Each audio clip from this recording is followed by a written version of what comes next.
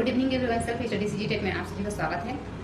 अगर आप वीडियो में नए हैं तो चैनल को सब्सक्राइब कर लें और बेल आइकन को प्रेस कर लें, जिससे आपको हमारे वीडियो का नोटिफिकेशन मिलता है। और नीचे डिस्क्रिप्शन में लिंक दिया गया है, वहाँ पर आप ज्वाइन होकर के टेलीग्राम में इसकी क्विक प्रैक्टिस के लिए रात 8:30 बजे क्विक प्रैक्टिस कर सकते हैं। लेकिन इसकी क्विज आज नहीं होगी, इसकी क्विज जो है शुक्रवार को इसको क्विज होगी। तो चलिए स्टार्ट करते हैं। यह है बाल विकास का प्रश्न है, भाषा के अर्जन एवं विकास के लिए सर्वाधिक संवेदनशील अवधि कौन सी है? जन्म पूर्व अवधि, प्रारंभिक बाल्यावस्था, मध्य बाल्यावस्था, किशोरावस्था। इसमें पूछा गया है कि भाषा अर्जन के विकास सबसे अधिक कौन सी अवस्था में होता है बच्चे का। तो यह जो है बच्चे जो है सबसे ज्यादा भाषा अर्जन कौन सी अवस्था में करता है? तो प्रारंभिक बाल्यावस्था में करता है। इसका भी ऑप्शन जो सही होगा, जिसको 2 से 6 वर्ष तक वो प्रारंभिक बाल्यावस्था कहा जाता है। नेक्स्ट प्रश्न पर चलेंगे। निम्नलिखित में कौन सी लॉरेंस कोहलबर्ग के द्वारा प्रस्तावित नैतिक विकास की एक अवस्था है? प्रसुप्ति अवस्था, सामाजिक अनुबंध अभिविन्यास, मूर्त संक्रियात्मक अवस्था, उद्योग बनाम अधीनता अवस्था। तो यहाँ पर लॉरेंस कोहलबर्ग द्वारा जो प्रस्तावित नैतिक विकास की अवस्था है वह है सामाजिक अनुबंध अभिविन्यास। इसका जो भी ऑप्शन है सही है। यहाँ से हमेशा 2 नंबर के प्रश्न पूछे जाते हैं सीटेट में। इस टॉपिक को आप लोग अच्छे से जरूर करें। नेक्स्ट प्रश्न पर चलते हैं। कक्षा में परिचर्चा के दौरान एक शिक्षक प्रायः लड़कियों की तुलना में लड़कों पर अधिक ध्यान देता है। यह किसका उदाहरण है? जेंडर पक्षपात, जेंडर पहचान, जेंडर संबंधता, जेंडर समरूपता। तो यहाँ पर लड़के लड़कियों में भेदभाव किया जा रहा है, अर्थात उसमें तुलना किया जा रहा है। इसका जो सही उत्तर होगा वह होगा जेंडर पक्षपात। यहाँ से 2 नंबर के प्रश्न बनते हैं। यह लिंक टॉपिक का प्रश्न है। एक पक्षपात या रूढ़िबद्धता पहचान करना रहता है और एक में उसकी समस्या का निदान करना रहता है। दूसरा प्रश्न पर चलते हैं। बच्चों में जेंडर रूढ़िवादिता एवं जेंडर भूमिका अनुरूपता को कम करने के लिए निम्नलिखित में कौन सी पद्धति प्रभावशाली है?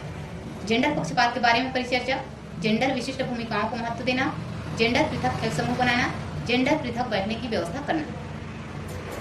तो अलग अलग बैठा देने से, लड़की लड़का अलग अलग बैठा देने से इसका जो जेंडर पक्षपात है वह कमी नहीं होगी। जेंडर पृथक खेल समूह बना देने से भी यह समस्या का निदान नहीं होगा।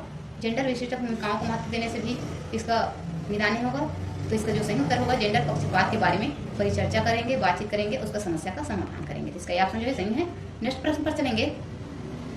निम्नलिखित में से किस मनोवैज्ञानिक ने बच्चों को ज्ञान के सक्रिय जिज्ञासु के रूप में देखते हुए उनके चिंतन पर सामाजिक एवं सांस्कृतिक विषय वस्तुओं के प्रभाव को महत्व दिया है? जॉन बी वाटसन, लेव वाइगोस्की, जीन पियाजे, लॉरेंस कोहलबर्ग। यहाँ पर सामाजिक एवं सांस्कृतिक विषय वस्तु के प्रभाव बताया गया है। यह जो है लॉरेंस कोहलबर्ग से संबंधित है, जो नैतिक विकास से संबंधित है। इसका जो डी ऑप्शन है सही है। नेक्स्ट प्रश्न पर चलेंगे। जिक्सा पहेली को करते समय 5 वर्ष की नजमा स्वयं से कहती है, नीला टुकड़ा कहाँ है? नहीं, यह वाला नहीं, गाढ़े रंग वाला, जिससे यह जूता पूरा बन जाएगा। इस प्रकार की वार्ता को वाइगोस्की किस तरह से संबोधित करते हैं? अर्थात इस प्रश्न में पूछा गया है कि जो एक लड़की है 5 वर्षीय नजमा, वह अपने आप से बात करती है कि नीला टुकड़ा कहाँ है? नहीं, यह वाला नहीं, गाढ़े रंग वाला, जिससे पूरा जूता जो है पूरा बन जाएगा। ऐसे करके अपने आप से बात करती है। तो वाइगोस्की इस कथन को किस तरह से संबोधित किया गया है? व्यक्तिगत वार्ता, जोर से बोलना, पाठ ढांचा, आत्मकेंद्रित। तो यह जो है अपने आप से बात करती है, स्वयं से जो बात करते हैं उसको कहते हैं व्यक्तिगत वार्ता। इसका यह ऑप्शन जो है सही है। नेक्स्ट प्रश्न पर चलेंगे। बच्चों को संकेत देना तथा आवश्यकता पड़ने पर सहयोग प्रदान करना निम्नलिखित में किसका उदाहरण है? प्रबलन, अनुबंधन, मॉडलिंग, पाठ ढांचा। अगर हम किसी बच्चे को कुछ कार्य करते रहते हैं, उसको अगर नहीं आता है तो थोड़ा सा उसको संकेत दिया जाता है या सहारा दिया जाता है, तो उसको कहते हैं पाठ या ढांचा। इसका जो सही उत्तर है यह है पाठ या ढांचा। नेक्स्ट प्रश्न पर चलेंगे। निम्नलिखित व्यवहारों में से कौन सा जीन पियाजे के द्वारा प्रस्तावित मूर्त संक्रियात्मक अवस्था को विशेषित करता है? परिकल्पित निगमनात्मक तर्क, श्रद्धात्मक विचार, संरक्षण कक्षा समावेशन, आस्थगित अनुकरण पदार्थ स्थायित्व, प्रतीकात्मक खेल विचारों की अनुक्रमणीयता। तो इसका जो सही उत्तर होगा वह होगा बी, संरक्षण कक्षा समावेशन। नेक्स्ट प्रश्न पर चलेंगे। बच्चों के संज्ञानात्मक विकास के संदर्भ में निम्नलिखित में से कौन सी पियाजे की संरचना है? स्कीमा, अवलोकन, अवलोकन अधिगम, अनुबंधन, प्रबलन। तो यहाँ पर पियाजे से संबंधित जो भी प्रश्न में लिखे उसमें स्कीमा सबसे ज्यादा सही आंसर होता है। तो पियाजे की जो है यह स्कीमा जो है सही आंसर है इसका। नेक्स्ट प्रश्न पर चलेंगे। आकलन का प्राथमिक उद्देश्य क्या होना चाहिए? विद्यार्थियों के लिए श्रेणी निश्चित करना, संबंधित अवधारणाओं के बारे में बच्चों की स्पष्टता तथा भ्रांतियों को समझना, विद्यार्थियों के प्राप्तांकों के आधार पर उनको नामांकित करना, रिपोर्ट कार्ड में उत्तीर्ण या अनुत्तीर्ण अंकित करना। तो यहाँ पर आकलन का प्राथमिक उद्देश्य क्या होना चाहिए यह पूछा गया है। तो यहाँ पर होगा इसका जो सही उत्तर होगा संबंधित अवधारणाओं के बारे में बच्चों की स्पष्टता तथा भ्रांतियों को समझना। नेक्स्ट प्रश्न पर चलेंगे। निम्नलिखित कथनों में से कौन सा बुद्धि के बारे में सही है। बुद्धि का एक निश्चित योग्यता है जो जन्म के समय ही निर्धारित होती है। बुद्धि को मानकीकृत परीक्षणों के प्रयोग से सटीक रूप से मापा एवं निर्धारित किया जा सकता है। सी है बुद्धि एक एकात्मक कारक तथा एकाकी विशेषक है। बुद्धि बहुआयामी तथा जटिल योग्यताओं का एक समूह है। तो यहाँ पर बुद्धि से संबंधित 2 नंबर के प्रश्न पूछे जाते हैं सीटेट में। तो यहाँ पर जब भी बुद्धि से संबंधित आएगा तो बुद्धि जो है बहुआयामी होता है, एक आयामी नहीं होता। इसका जो डी ऑप्शन है और सही है। नेक्स्ट प्रश्न पर चलेंगे। रूही हमेशा समस्या के एकाधिक समाधानों के बारे में सोचती है। इनमें से काफी समाधान मौलिक होते हैं। रूही इन गुणों का प्रदर्शन कर रही है। सृजनात्मक विचारक, अभिसारिक विचारक, अनन्य विचारक, आत्मकेंद्रित विचारक। तो यहाँ पर रूही जो है समस्या के एकाधिक समाधानों के बारे में सोचती है। यह जो है सृजनात्मक विचारक के अंतर्गत आएगा। इसका ये ऑप्शन जो है सही है। नेक्स्ट प्रश्न पर चलेंगे। शिक्षण अधिगम प्रक्रिया में वंचित समूह से संबंधित विद्यार्थियों के द्वारा सहभागिता कम होने की स्थिति में एक शिक्षक को क्या करना चाहिए। बच्चों को विद्यालय छोड़ने के लिए कहना चाहिए। इस स्थिति को जैसी है स्वीकार कर लेना चाहिए। इन विद्यार्थियों से अपनी अपेक्षाओं को कम करना चाहिए। अपनी शिक्षण पद्धति पर विचार करना चाहिए तथा बच्चों की सहभागिता में सुधार करने के लिए नए तरीके ढूंढना चाहिए। यहाँ पर इसका जो सही उत्तर होगा वह होगा डी। अपनी शिक्षण पद्धति पर विचार करना चाहिए तथा बच्चों की सहभागिता में सुधार के लिए नए तरीके ढूंढना चाहिए। जब बच्चे पर चलते हैं।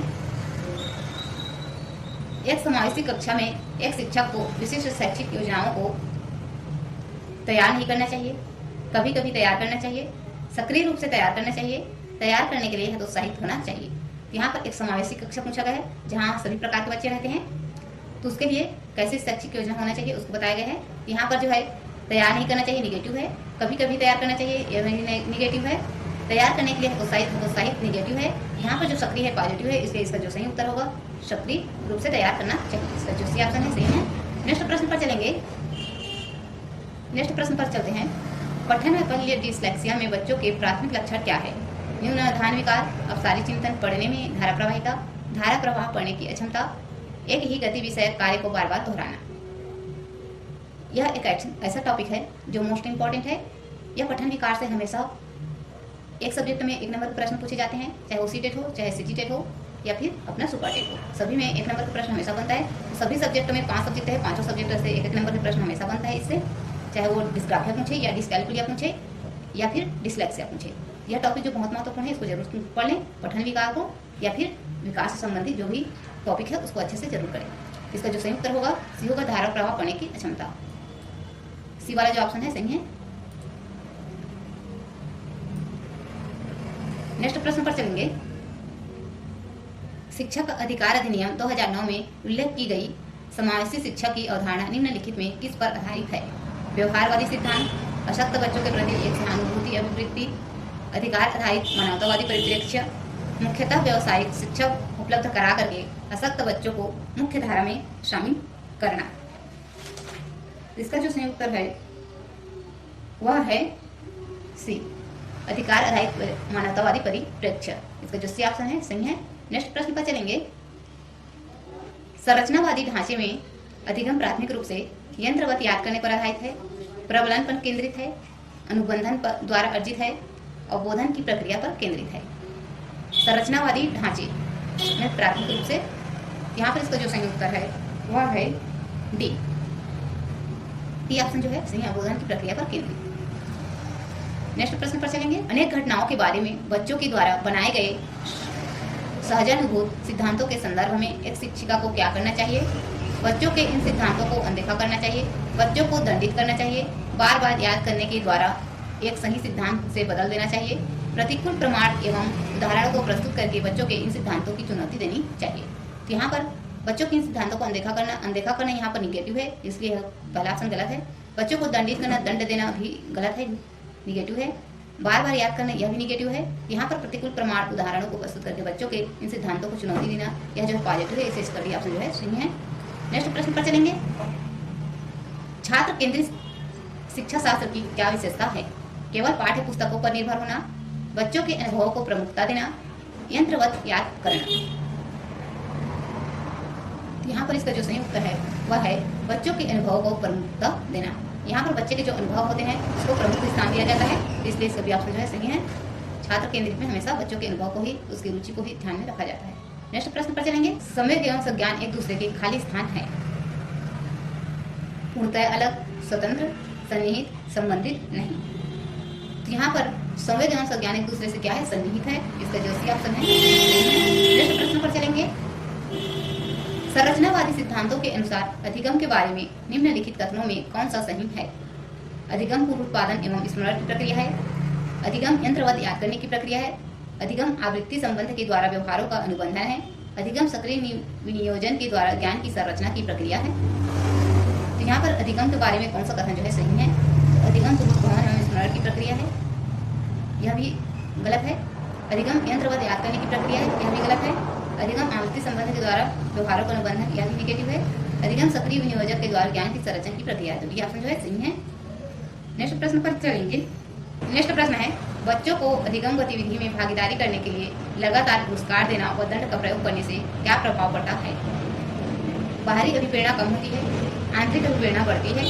यह बच्चों को प्रदर्शन आधारित लक्ष्यों के बजाय निपुणता पर ध्यान देने के लिए प्रोत्साहित करेगा। अधिगम में बच्चों की स्वाभाविक अभिरुचि तथा जिज्ञासा कम होती है। अधिगम में बच्चों की स्वाभाविक अभिरुचि तथा जिज्ञासा कम होती है, इसका जो डी ऑप्शन है सही होगा। नेक्स्ट प्रश्न है, लिखित में कौन सी प्रथाएं सार्थक अधिगम को बढ़ावा देती है? शारीरिक दंड, सहयोगात्मक अधिगम पर्यावरण, सतत एवं समग्र मूल्यांकन, निरंतर तुलनात्मक मूल्यांकन। पहला देखते हैं, शारीरिक दंड और सहयोगात्मक अधिगम। तो यहाँ से एक निगेटिव पॉइंट है और एक पॉजिटिव है, इसलिए गलत हो गया। दूसरा हम चाहते हैं सहयोगात्मक अधिगम पर्यावरण, और तीसरा है सतत एवं समग्र मूल्यांकन, ये जो है पॉजिटिव है, इसलिए इसका जो भी ऑप्शन है सही है। नेक्स्ट प्रश्न पर चलेंगे। शिक्षक बच्चों की जटिल अवधारणाओं की समझ को किस प्रकार सहज कर सकते हैं? एक व्याख्यान दे करके, प्रतियोगितात्मक अवसरों की व्याख्या करके, बार बार यांत्रिक अभ्यास के द्वारा, अन्वेषण एवं परिचर्चा के लिए अवसर उपलब्ध करा करके। यहाँ पर व्याख्यान जो है निगेटिव है। प्रतियोगितात्मक अवसरों की व्यवस्था करके, बार बार यांत्रिक अभ्यास के द्वारा, अन्वेषण एवं परिचर्चा के लिए अवसर दे करके। यहाँ पर अन्वेषण यानी कि खोज, खुद से खोज करके और सीखेंगे। यहाँ पर जो है डी ऑप्शन इसका सही उत्तर है।